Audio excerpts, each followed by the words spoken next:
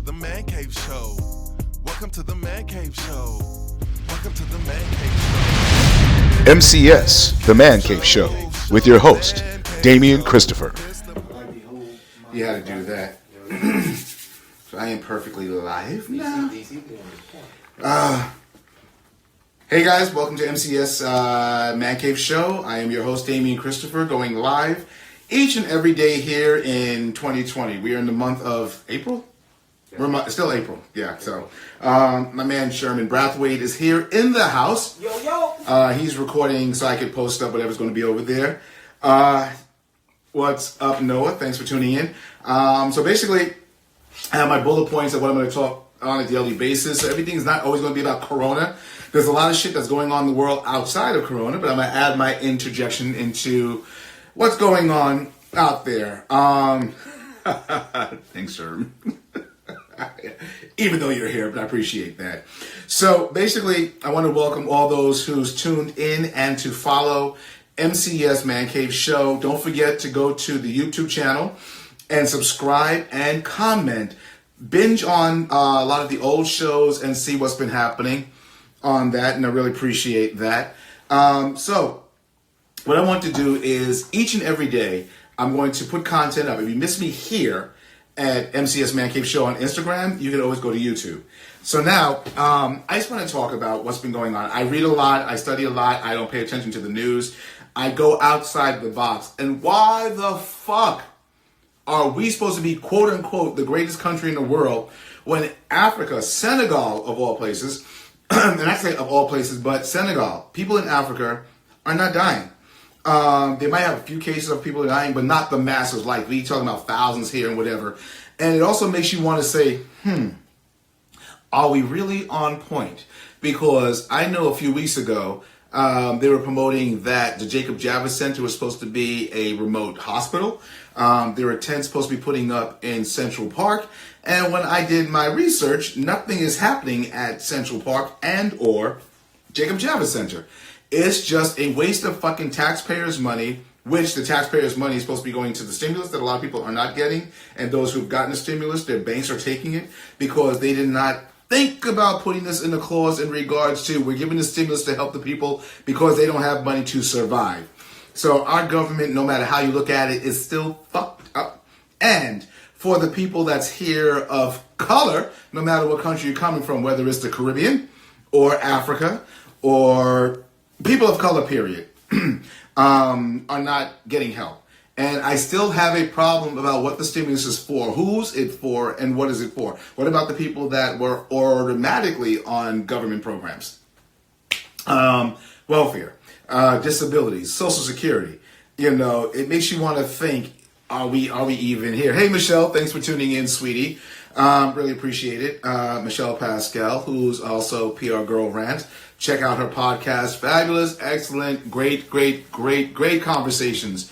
Definitely check her out. I'm just here giving my rants on, going to be posting up each and every day. If you guys want to join the conversation, I'm still bitching about, what our government is doing, especially here, in New York. Everyone is gung-ho about Governor Cuomo sticking to whatever he's sticking to in regards to the stay at home. But someone made a point on Twitter in regards to essential workers. So transportation is essential, but you have to stay home. What else? Grocery stores are essential, but they want small grocery stores in particular neighborhoods to close down. If you're not close to a big grocery store like a Walmart, a Target, a Kmart, a shopping center, we have our bodegas. Am I saying that right? Bodegas, delis, our local delis. Those are the places that where people can go to get their daily groceries and their bread and stuff like that. So, and that's what, I have a problem with them. Are they not essential workers? Yet, mail people are still out there. Federal Express is still out there. UPS is still out there. Pharmacies are still open. Yeah, so my lunch today is bullet and Coke. So I have a problem with all this is going on and a waste of freaking money. So a waste of money is, of course, like I said before, if you guys are just joining in, Jacob Javits Center, the remote hospital. And then one of the things I've read about was that a nurse was saying from Mount Sinai Hospital that they thought that not the ones who are borderline death who need ventilators, but the people who have coronavirus, that's what those makeshift hospitals before, and no one is going, no one is there. And I guess there's a lottery for them to go there, which I'm not understanding what that lottery is supposed to be for. If they're not on death's row, but they have the case or the symptoms of coronavirus, but not the lung capacity part or need the respirators, those are the ones supposed to be going to there, and they're not doing it. I love the report regarding what was happening in Senegal and certain parts of the country of Africa in regards to that. They've jumped on it. Now I cannot pronounce the name of the drug, the chloroquine. I gotta get it. Please correct me if, definitely correct me. Apparently they know the dosage of what to use and that people are recovering. There are a lot of people who have been diagnosed with the coronavirus. And again, me being this conspiracy theorist that I am, will always say that I think we all have it, which is basically, we just don't have the strain of COVID-19. I think the flu is a coronavirus by itself. Influenza was the original name for it. But again, we get it. The allergies that we obtain, most of us, during the springtime, the now time, where the weather is cold and hot and things are blooming and not blooming. It's raining outside. There are days I'm stuffy. There are days I'm sneezing. The other day, my eyes were watering profusely and I had to pop an allergy pill. So we all have some type of virus that will always lay dormant until something activates it. I think the paranoia is way over the fucking top. And I have a problem. I had to go into the city, so I wore a mask for the first time. One, I don't like to be restricted no matter what. I don't wear necklaces. You see, I don't wear rings or jewelry. That's just me. But going out with the mask did nothing for me, to be honest with you. It stopped me from breathing natural. It didn't filter the smell in the subways at all, which I made a video of it the other day.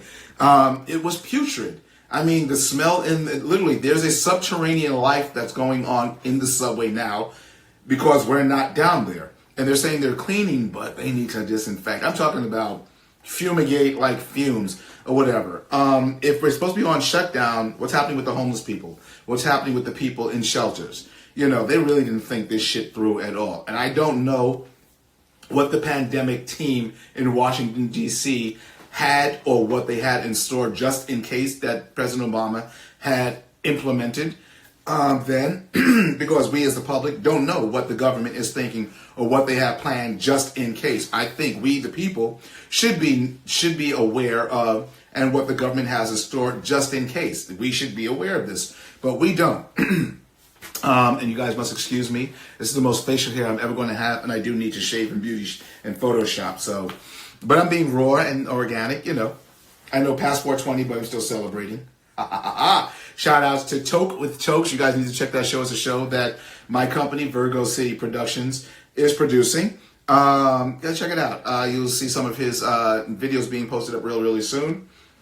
And okay, so how are you guys spending your days? Me, I'm spending my days playing Call of Duty. Checking out different videos and content that I need to talk about on a daily basis. I also want to talk about what's going on in the entertainment. You could always go back when the live post up and check out the beginning of it. But right now you jumped in the part of me talking about the entertainment industry.